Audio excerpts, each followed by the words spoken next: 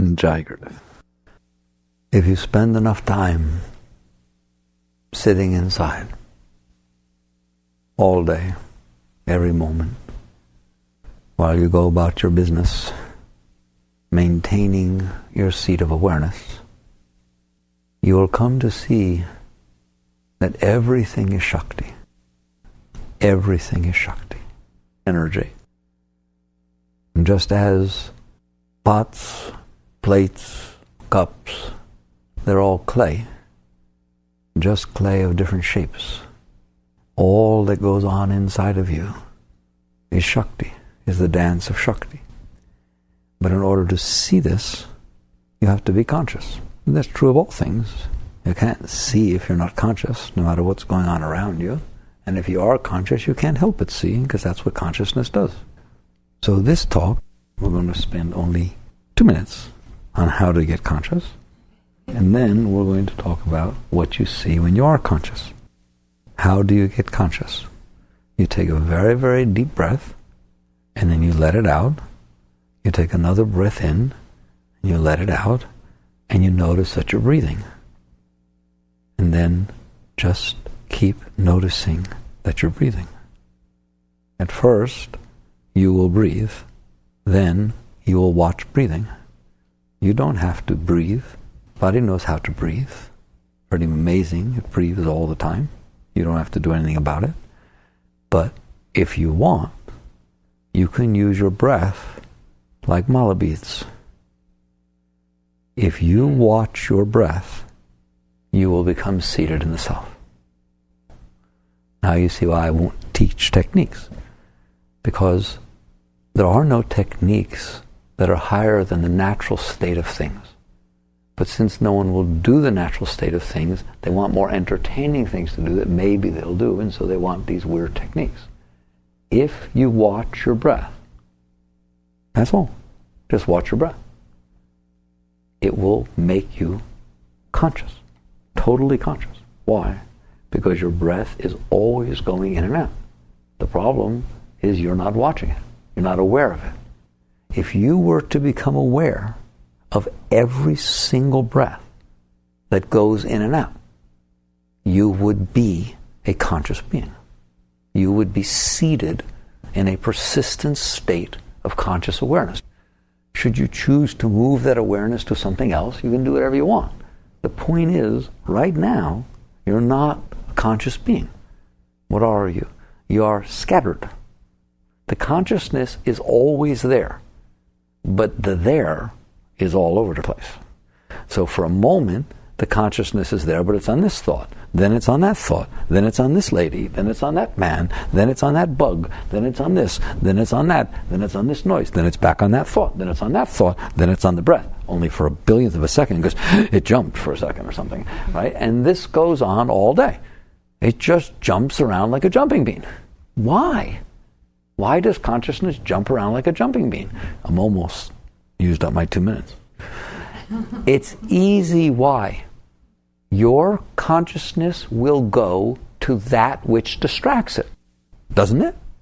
Doesn't your consciousness go to that which distracts it? If I'm talking to you and there's a big boom outside, you ain't listen to me. You're out there with the boom.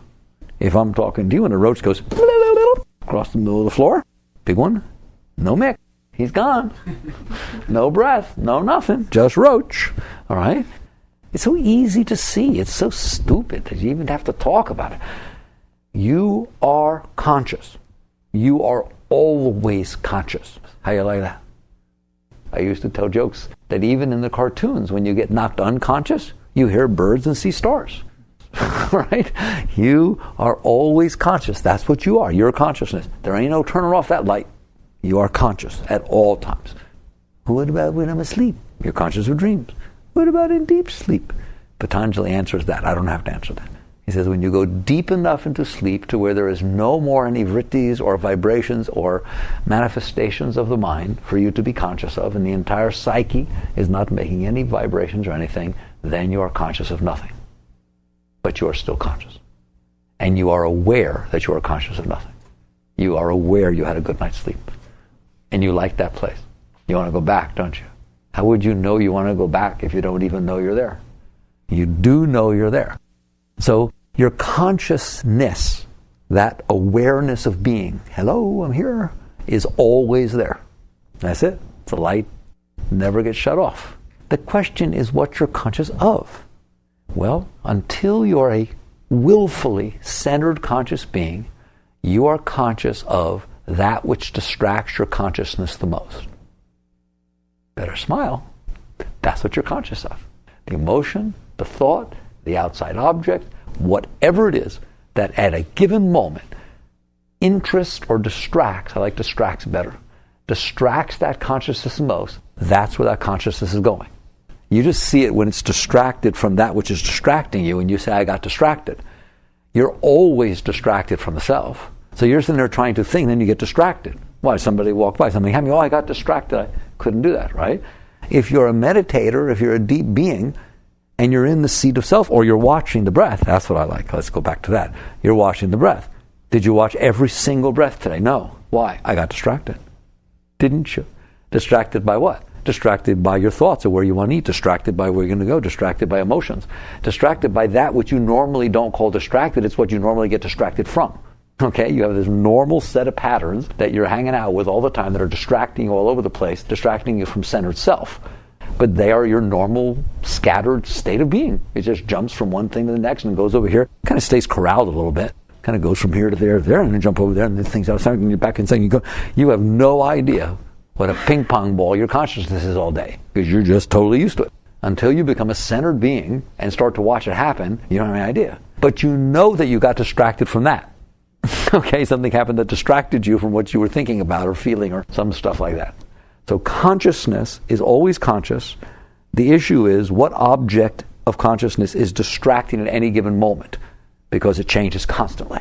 If you should choose to do this amazingly complex technique of noticing that your breath goes in and out free of charge by itself, there don't have to be a Raksha beads, you don't have to go to India, you don't have to do anything, nobody has to bless the thing. It's already been blessed, it goes in and out. So you have the ultimate blessing going on. The breath is going in and the breath is coming out, and your chest moves and your stomach moves, and it's a big thing, right? You ever hear a child sleep, even a baby? Like, it's a big thing going on in there when those lungs go in and out and all kinds of stuff goes on, all right? Watch everyone. I'm serious. You think you can't? You could go about your entire life and do every single thing you're doing and watch every single breath that comes in and out. You live your everyday life. You do every single thing that you're doing. You just become more conscious. You just become more conscious. The breath is going on in and out anyways. Just be aware of it. If you do that, you will see that you are distracted from that constantly. That your consciousness just goes all over the place with the slightest thought, the slightest feeling, the slightest something. Why? Because the thing that distracted you was more important to you than watching that breath. It's as simple as that. Otherwise, it wouldn't happen. If your life depended on watching that breath, I guarantee you right now, you could sit there and watch every single breath. Any of you, for a short period of time. Even your life wouldn't be enough to keep it going long enough, all right? But you can do that. So at some point, you will understand it is important. It is my life. Otherwise, my life is scattered all over the place, every thought, every feeling, everything. Therefore, I'm going to watch my breath. Okay, there.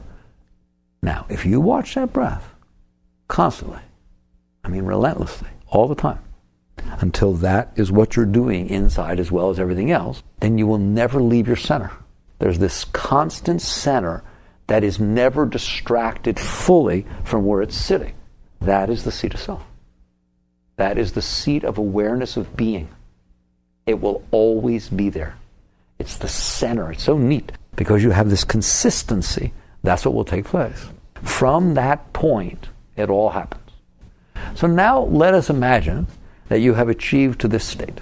And from the time you wake up in the morning till the time you go to sleep at night, there is never a time that you are not aware of this constant, steady movement of the underlying flow of your breath. Therefore, there's not a moment all day that you're not aware. Because once it's steady like that, you're aware. Now, what's going to happen, because you have chosen to hold this fixed position within yourself, is you're going to notice that you get distracted pretty easy and pretty often. Why do you notice that? Because you're trying to not. Because you've decided to stay and watch your breath. Therefore, you can't let it. If you let it just distract you and go all the way out there, then you failed. You didn't watch your breath. So all of a sudden, you're going to have to assert will against the natural tendency. I'll call it natural. Natural doesn't mean good. Natural means habit formed, all right? The habitual tendency to have your consciousness drawn to the loudest object, to the most distracting object. You now have competition. You don't have competition now. Guarantee you right now, that consciousness is going to the loudest object, to the most distracting object. That's what it does all the time. If you choose to watch your breath and are serious about it, you now have competition as to where your consciousness goes. Because it has to stay there to watch the breath. And now you have these distracting things. We have ourselves a competition. All right, well, you have the right to win. How do you like that? You need to learn the tools and the techniques about that. Don't worry about it. You've learned them, about how to let go and how to do all the things. And what you'll see is you're sitting there and there are all these energies inside and outside that are distracting your consciousness. Look how many energies outside distract your consciousness. Kind of cute, isn't it? And you'll watch all this pull on your consciousness. And then you'll see energies inside that distract your consciousness. You have feelings, you have emotions, you have fears, you have anxieties, you have desires. You have all these different things that pop around in there. And when they move, consciousness goes whoop, whoop, whoop, watches every one of them, pays full attention to all those things that move. It's pretty amazing, all right? And if you do that, then you won't stay conscious. And I'm going to tell you a secret, unless you're conscious, you ain't going anywhere. The entire journey is one of centering and ascending. The consciousness gets pulled back to its center, otherwise you can go anywhere when you're scattered all over the place, can you? All your energy's out all over the place. Where are you going to go? The energies have to become centered, then they go up, really. So the act of watching your breath and going through this little struggle of being aware that something is trying to distract your consciousness away from what you decided to do, that's a good thing to do. That's a good one. That's you don't have to fight it, and don't judge. Just little by little, do it. And eventually you will do it, and it will be effortless. The fact that some of your consciousness, at least some, stays in the center and never ever leaves, does not mean you cannot live your life.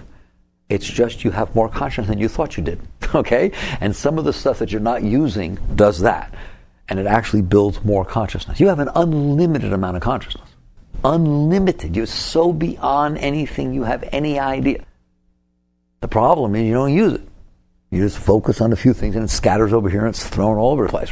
Should you center and harness your consciousness and draw on your consciousness, you have unlimited amount of consciousness. So don't think that because you're watching your breath you can't take care of the kids. You can't go to school, or you can't go to work, you can't read books, you can't. It doesn't matter, even while you're reading, you just watch your breath. It just does it. They can do all of it.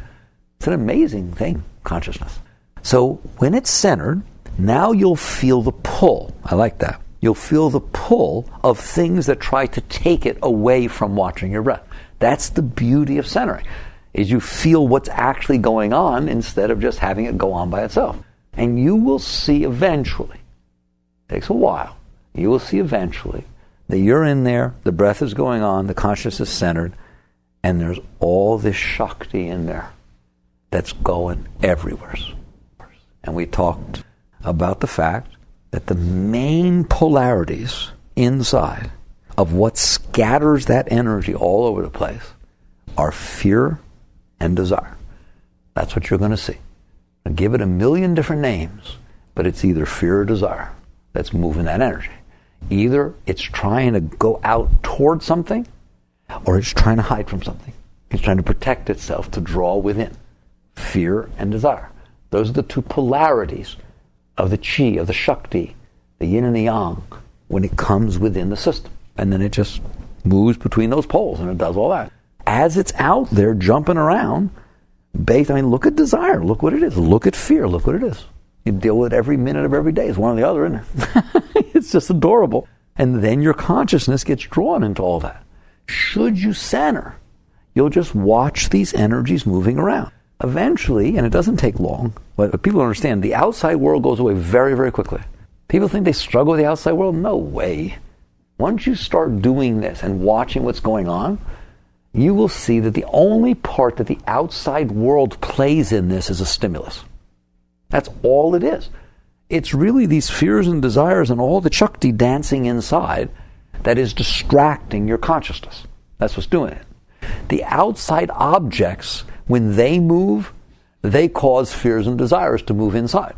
Right? Whichever way that object moves, either desire comes up or fear comes up at one level or another. Now, you don't call it desire or fear, you call it liking and disliking. That's just a milder form of desire and fear.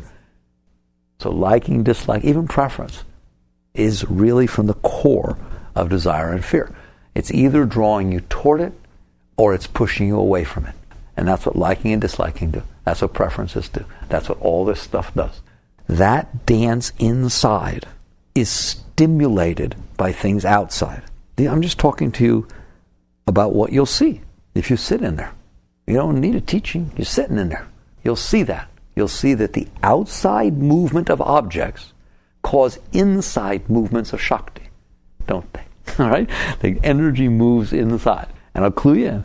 If the energy didn't move inside, you couldn't care less what happened outside. That's what you have to understand. It's not the outside object that is desire or fear. It's the fact that energy moved toward it or away from it that meant you were desirous or fearful of the object. If I could push a magic button, and now when the object danced by, you did not feel desire or fear, what would you do about the object? Same thing you do with 800 billion objects that pass by you all day. Birds fly by and clouds go by and white lines go by and all kinds of stuff goes by. You do absolutely nothing. You would never think about it again. You'd hardly even look at it. It would be absolutely nothing. Even the most powerful outside object to you, if it did not move the energy inside, that's what it would be.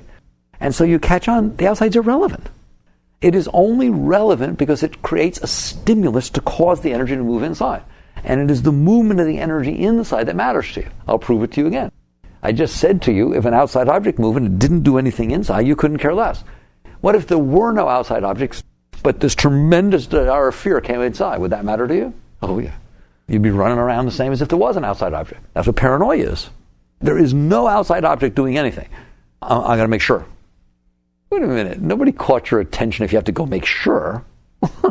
What's bothering you? I don't know. I want to take a look. Something wrong with that. It's supposed to be that there was an outside object that stimulated some disturbance inside. Now you know what's bothering you. If you're just walking around, you're pacing the floor, it's, what George, what's wrong tonight? What's bothering you? I don't know. I'm going to go outside and take a look. I'm going to figure it out. That's a clue that proves what I'm talking about, right? The inner energies are what matter. If they move without the outer objects, you're just as messed up, aren't you? And if the outer objects move and don't move the inner energy, it doesn't make any difference at all. So everybody got that. All of a sudden, the outside is utterly irrelevant. It is the inside connection that matters. So when you sit in there and are centered, you get over the outside really quick. It doesn't mean you're done with it. You're not going to be done with the outside till you're done with the inside. Because if the outside's still moving the inside and you're freaked out over the inside, then you're going to be freaked out over the outside. But once you catch on that all that really matters is this dance of Shakti going on inside, there's this dance of chi, of energy moving from place to place inside and behaving totally different ways. How many different ways can the energy behave inside? I wish you could write an essay on that. When you watch your breath persistently and constantly and perpetually, you will be able to. Because you will watch every movement of that energy. Because that's what it takes to remain centered. Because those energies are going to tend to draw you away. But you've decided not to go. So all of a sudden now you notice all of them. If you just go with something all the time, then you don't know where you are and you don't know what it is. Should you happen to stand up against it, you're going to find out what's pushing you. Because you're there. Resistance takes place. So if you stand inside and decide to watch your breath, you will see every single energy that draws you away from it. What you will see eventually when you watch it is there is this dance of energy going on inside of you that is unbelievable. And it is going on inside of you with or without an outside world. You understand that, right? Doesn't make any difference. That's why, here, we'll shut off the outside world. Come in, sit down, meditate for 4 hours. No, I'd rather have my arms cut off. Why? Well, I don't think I have to give an explanation. Because the inside energies aren't so much fun to sit in, are they? All right, why? Because they are all over the place.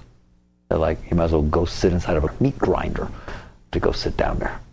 What is that? Those are your inner energies. That's the dance of the Shakti inside when it's not channeled, when it's not centered.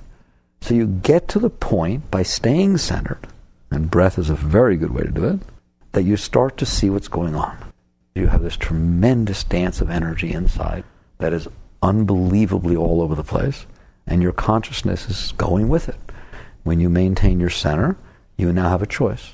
You have a choice of whether to go with it or not. When you watch for a while, and it doesn't take long, guess what you decide? I ain't going with it. You will decide that all by yourself as a perfectly intelligent human being. Why? You'll notice that every time you go with it, where it takes you, you wish you had never gone. Every time. Wherever that thing takes you is away from where you want to be. And if you don't go with it, all of a sudden you realize, ooh, things are much better. You feel better because you stay centered and you didn't go on all these trips. So you learn to stay centered because the alternative is absurd. It is just absurd. As you sit in the center and the energies dance around, a phenomenal process takes place. If you stay centered and it pulls on your energy, your consciousness, but you maintain your center of consciousness, all of a sudden, magically, mystically, the energy that it was, the thing that was pulling, comes into you. Because you didn't go, you win. And somehow, over time, that energy that was so strong and kept pulling you away into fear or desire, whatever it is, because you sat centered, it surrenders to you and comes back to you. Now, eventually, it won't be mystical and it won't be magical. You'll see it as clear as you see the sun shining in the sky. That what is happening is that your consciousness is feeding those desires and those fears. You'll eventually catch on that the only source of energy in there is you. Now, I know that's mind-boggling because it seems like such a struggle and battle that's going on in there, where you are fighting with yourself. There is nothing else in there. And what is happening is your Shakti has gotten used to going out all over the place. And that habit of the flow, it's like smoking. You know, you're smoking, don't blame the cigarettes, okay? And you get in the habit of smoking, and it just keeps flowing, doesn't it? That's a pattern of Shakti. You have all these patterns of Shakti that you did. You permitted your energy to go out that way, but it's you doing it, not willfully. Master used to call it conscious will and subconscious will.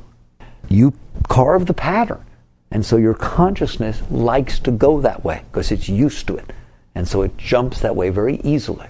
When you now take conscious will and maintain centered by the techniques for something I'm talking about, now the rest tries to go out, but you maintain it. It will then pull back because you didn't let it go out. But it was always you. So I'm just saying, it's not like there's this other energy out there, and when you resist it, it's surrendered. I like that word. It surrenders and comes to you. It's just you not going out because you chose not to. And all of a sudden, what happens is all this Shakti starts to build inside of you, inside your center. So instead of getting more scattered, you become more centered. And every time you maintain your center, how? Watching your breath. You just watch your breath. You just stay centered enough to watch your breath. And now all of a sudden, the things that would have pulled on it, you don't go out. Therefore, all your energy starts to build inside. And this is yoga. This is the power of yoga. So two things happen when that happens. The disturbances and distractions quiet down, and the amount of Shakti in the center increases. But there's a reason for that. I told you that. Doesn't matter if you understand it or not. It's because it was your energy that was going out. Now your energy is not going out. That's why they go away and you stay. It's really neat. The formula is very simple, very beautiful once you realize it's all you. It is all you in there. There's nothing else going on. And so now as you center and it starts to build inside, it becomes a tremendous force inside. It becomes your force. Eventually, a channel of energy, very strong, is flowing up inside of you. Once that happens, once the Shakti turns up and it starts to flow inside of you, now what happens is any draw, including the creation of thoughts, including the creation of emotions, are against this upward flow of energy. Now there's no effort, no will. The energy turns up. It's now flowing up inside of you. Before, in order to get it to that state, you had to apply will enough to not let your consciousness go scattered out with the energies. You hold it in. Once you hold it in just enough, once you maintain it, center it enough, when the energy tries to get distracted to go out, you surrender and relax so that you don't go with it. You don't pull it back. You let go. Now that's a very big clue, or you will spend your whole life trying to control the prana, trying to pull the energy back. Well, first you'll try to get rid of the thing that pulls it out. Now, gross mistake, all right? Then you'll try to pull it back. You don't pull it back. You let go of where it's attached to you. In other words, you're sitting in there. The energies are getting drawn out toward these fears and desires out there. The wise being does nothing about the outside object that creates the fear and desire, does nothing about the fear and desire itself that attracts the energy and tries to pull. They sit in the center and relax where it's attached to them. There's a place in which your consciousness is aware of this energy pulling, where consciousness meets the energy. Right at that spot, you'll see consciousness gets drawn out with the energy. It doesn't have to. The consciousness can choose to let go. It just lets go. If you let go, you stay here. You stay where you are because you let go of that which was pulling you out. I'll give you another example. Greatest yogic teaching there ever was. You ever do a tug of war? Here we got a tug of war. And what's going on in the tug of war is there's this big pile of mud in front of you. One of those kind of tug of wars. And you got this big old rope. And you got a whole bunch of people behind the pile of mud and a whole bunch of people on the other side trying to pull your butt into the pile of mud. Now, there's two ways that you don't end up in the pile of mud. One is you hold on to that rope with everything you got because it's trying to pull you. And you hold on, you dig in and you fight and you pull and you hope you're strong enough to keep that rope from going in that mud. There's another way, the yogic way. You let go of the rope. And if you let go of the rope, guess what happens? You don't go in the mud. You stay right where you are because you release the force that was attached to you from pulling you, didn't you? That is what you do inside. You sit in the center of consciousness and you notice that each of these draws toward desires and fears and all this stuff is a rope that's tied to your center of consciousness. You just let go of the rope. That's your path. You let go of the rope. Because you are not holding onto that rope. You don't realize it. God, it's so subtle that all I can give you is the clue. You sit there and say, but I don't understand. If I let go of the rope, all that, you remember, Mickey, you said all that Shakti was going to come back into me, a wound. It'll all go out there. No, you don't get it. In this little tug of war, you're both sides of the rope. You're literally out there pulling yourself into the mud and fighting yourself from pulling yourself into the mud. You're everything. You're the only thing in there. That's why when you let go, it just all collapses back into you. It doesn't go off somewheres. You're it. I guess if I use master's terms, your conscious will is fighting your subconscious will. Your subconscious habit form will is what's making the energy go out, and your conscious will is pulling it back in. Okay? Just don't play. Take your marbles and go home. All right? And what's going to happen is because you let go at such a deep level, all the energies stop going out. And when they stop going out simultaneously, neither the conscious will has to fight it in, nor will the subconscious will go out. It's such a beautiful thing. That's why surrender and release is the highest path. If you fight it, you lose, because you're really fighting yourself. And you don't have to pull it back in. Just don't play the game. Let go. Just boop, just like that. It feels just like the rope. Let go. That's what it does. Let go. All right? And it goes like that. All those energies will come back in you. That's your game during conscious will time. Once enough of these energies come in and stop going out, they will start to go up. And once they start to go up, it's not an act of will. Once they start to go up, they form a force that pulls all energy into you. It's like a vacuum. It just starts pulling all the energy in. You actually have trouble having thoughts. When thoughts try to get created, they go and they pull back in.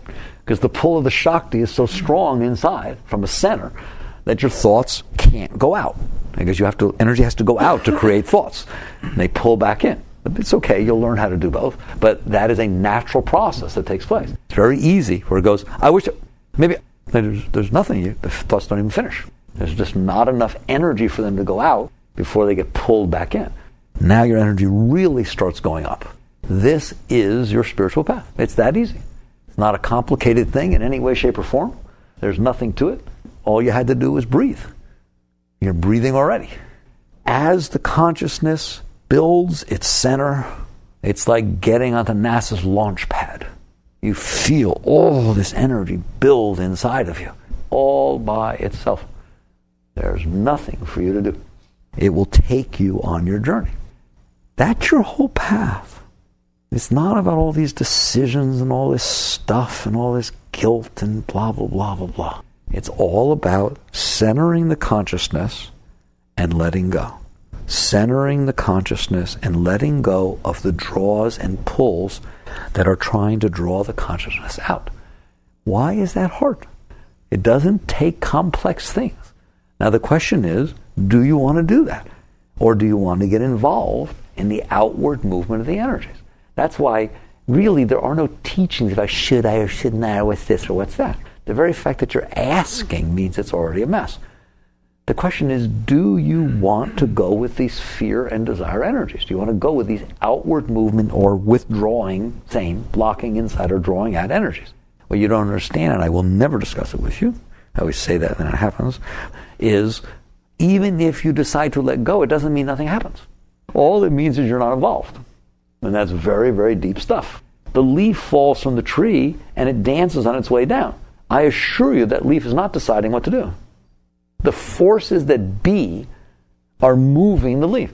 The leaf is completely surrendered, and as such, it is in harmony with the winds and with gravity and the other forces of nature. Should you let go and become this upward moving center vacuum, then you're not a force that's interfering with nature. But that doesn't mean nothing happens. It means nature happens.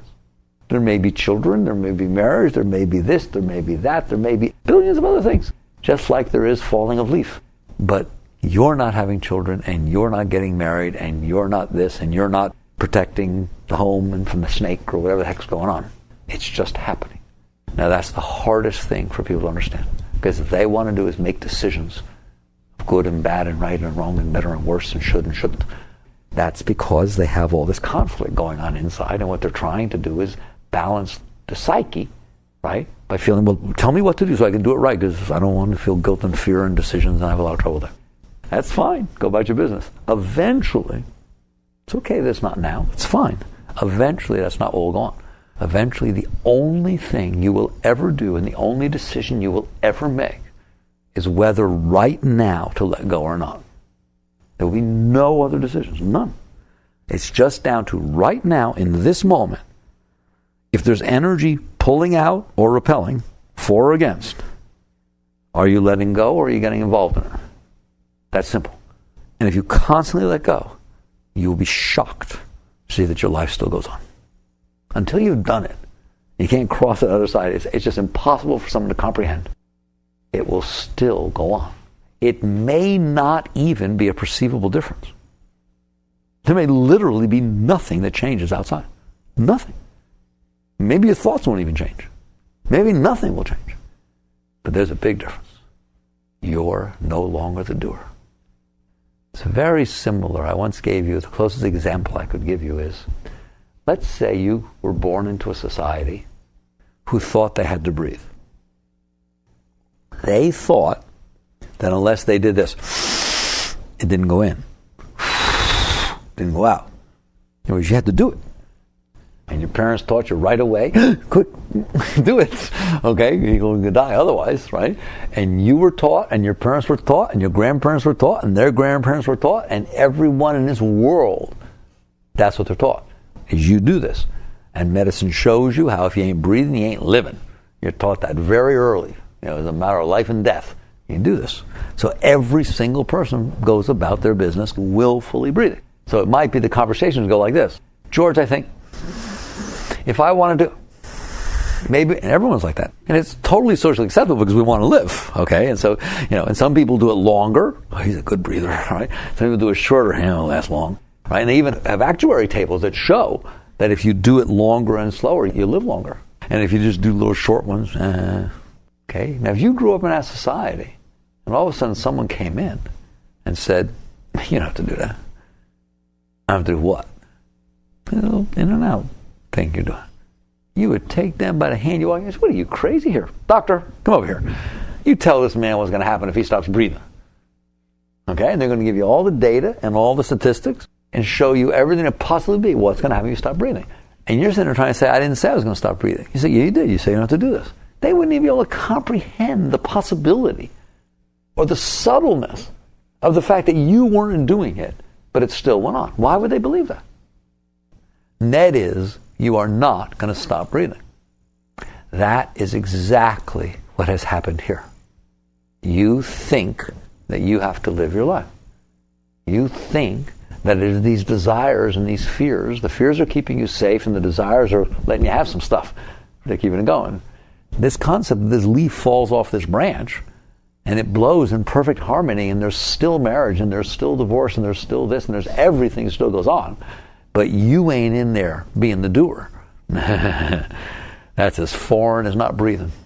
There's no way that you're going to comprehend that you can just step back, lay back into God, and that all this will go about its business and do a better job than you can.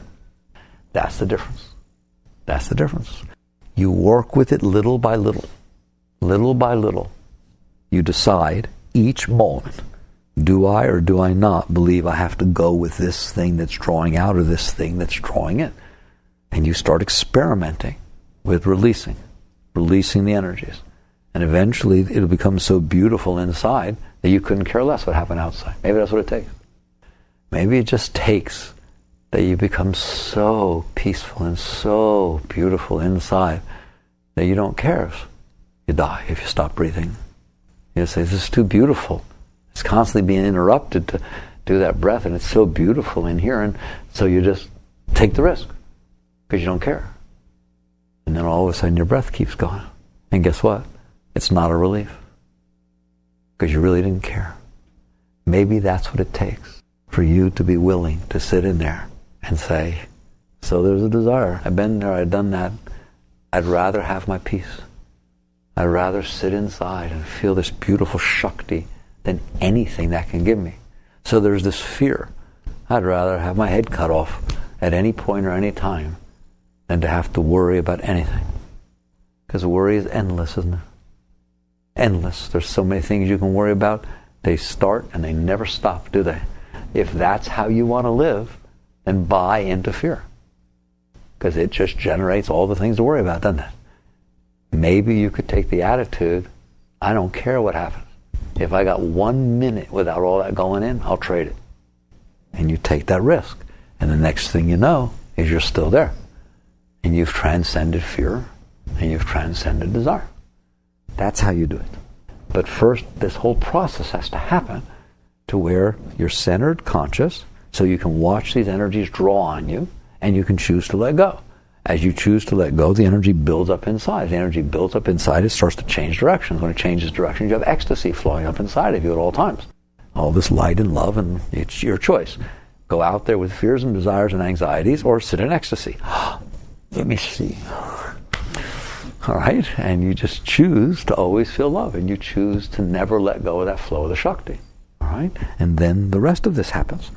And then basically, eventually, you realize you don't ever have to play with these things, ever. Your life will go about its business, and it will do what it's doing. And that's just what it is. So, this is transcendence.